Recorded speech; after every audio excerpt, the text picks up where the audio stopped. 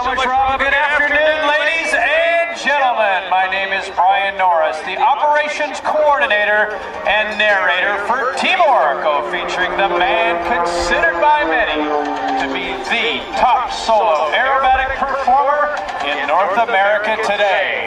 Diving into the aerobatic box for his 16th appearance over the skies of Andrews Air Force Base, flying the all-new Oracale Challenger 3. Ladies and gentlemen, it is my pleasure to introduce to you none other than Mr. Sean D. Tucker. I invite you to stand by because you are about to experience 15 minutes of the most hardcore, down and dirty, hard-charging power aerobatics known to man. And if you've ever seen Sean fly in the past, stand by to be even more amazed with this one-of-a-kind aircraft, which has been flying for less than 1 month. Since we first test flew this aircraft, which we recently custom-built specifically for Sean, in that 4-week period, this aircraft has already accumulated 70 total hours of flying time, and Sean has made more than 125 training flights. Today is the very first full Airshow day that this aircraft has performed in.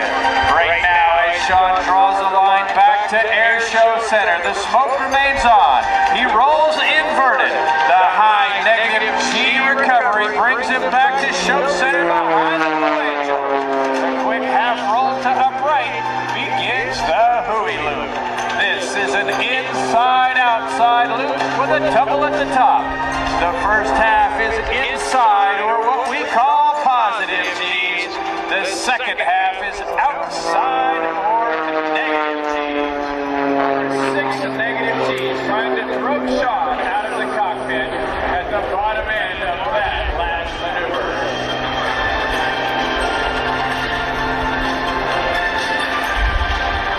As Sean lets that nose fall through the horizon, he is going to return to Airshow Center. Airspeed's approaching 275 miles an hour. Now the 8G pull to the vertical, rolling the aircraft, and now the shoulder roll. 0 forward airspeed, nose perfectly vertical. It's called the double hammerhead.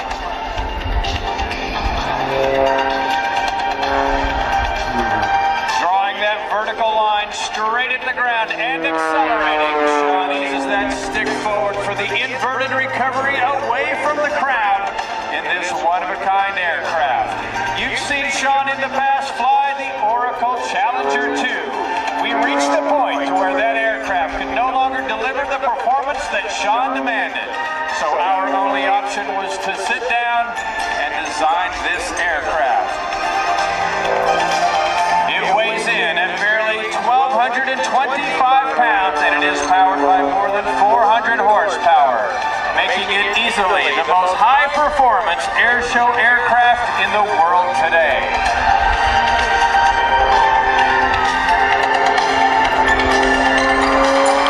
Sean dives back into the aerobatic box from Airshow right, and I would like to direct your attention to the show line behind and to either side of the Blue Angels. If you look closely, you will notice there are 3 sets of poles out there. As Sean pushes his way around the top, completing the outside loop that began on the 45-degree upline. Those poles that you see out in the field are holding rivets between them. Those rivets are barely 20 feet apart, and they are spaced, or 20 feet above the ground, and they are spaced barely 700 feet apart. What you're going to see Sean do in a few short moments is dive down as he attempts to slice all 3 of those rivets in one single pass in 3 separate flight attitudes. But now at Airshow Center, Sean draws that vertical line while continuing to roll this aircraft to the left, reaching a maximum altitude of 1,600 feet above the ground. Torque of the engine takes over as Sean begins flying this aircraft tail first. Negative airspeeds in excess of 100 miles an hour. Once through his critical altitude, Sean pulled back on the throttle, let the nose fall down through the horizon, and he draws this line to exit out to Airshow right.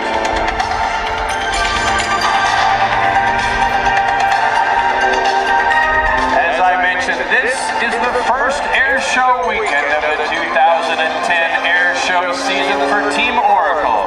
Between now and the middle of November, Sean will perform at more than 20 events across North America in front of a total of more than Airshow fans. Right now, Sean starts with wheels only 5 feet above the ground. Watch as he pushes hard all the way around in the world's smallest outside loop. Sean went underneath that first ribbon to start that maneuver. He draws the line all the way underneath that third and final ribbon. Once he sees 250 miles an hour, he is going to climb skyward and now set up for the world-famous triple ribbon cut. But first, once he returns to level flight, Sean is going to slow this aircraft down, yank back on the control stick to demonstrate the Sean D. Tucker world's smallest inside loop. We call that the alley-oop. And just when you thought you'd seen it all, Sean is going to do what we call the flat or rudder-only turn, keeping those wings perfectly level. He's got that right rudder all the way to the stops as he drives this aircraft all the way around, and while doing so, losing exactly 500 feet of altitude to set himself up for the triple ribbon cut. As he pitches that nose down, that is our indication that the show line is obstruction-free, and Sean is now ready to attempt to slice all 3 of those ribbons in one single pass in those 3 separate flight attitudes. Right knife edge, left knife edge, and finally inverted.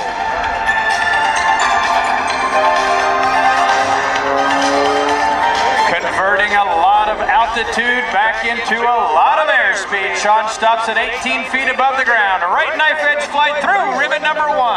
Left knife edge through number 2. And immediately to inverted to take out that third and final ribbon.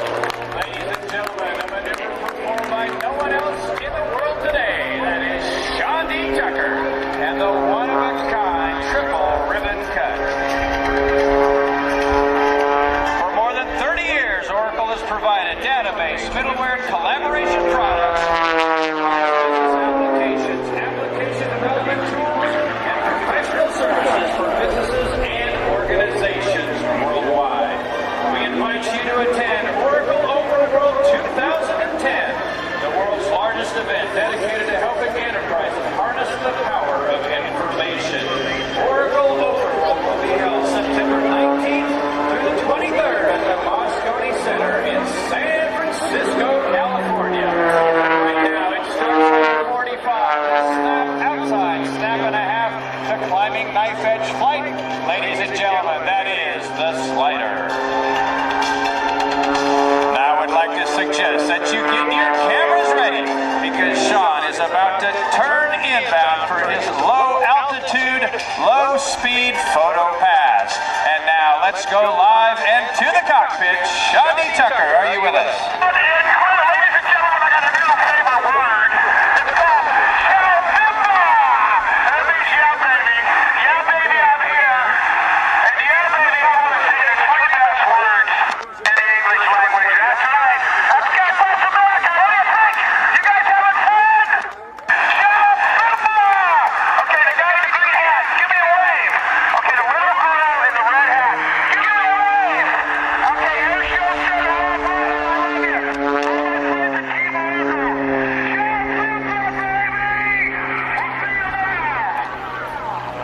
All right, ladies and gentlemen, as you can tell, Sean absolutely hates his job. As that throttle comes forward, he's going to roll his way around and set up at Airshow Center for the final maneuver of this afternoon sequence. It is named the Harrier Pass in honor of the awesome power and capabilities demonstrated by the United States Marine Corps Aviate-B Harrier, which you're going to see just a few short moments after Sean gets the Oracle Challenger 3 back on the deck. What he's going to do now is turn inbound from across the Navy hangars across on the other side of the field, pitch that nose up, set about 70% of his available 400 horsepower to attempt to bring this aircraft to a hover in front of you.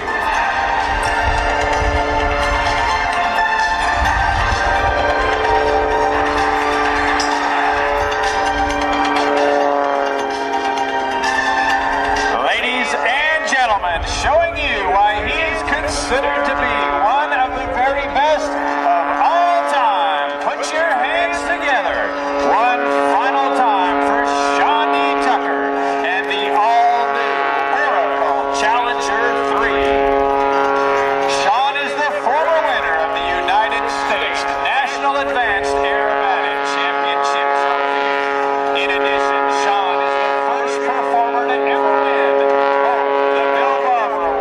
Airshow showmanship and the Airshow Memorial Showmanship Award in the same year.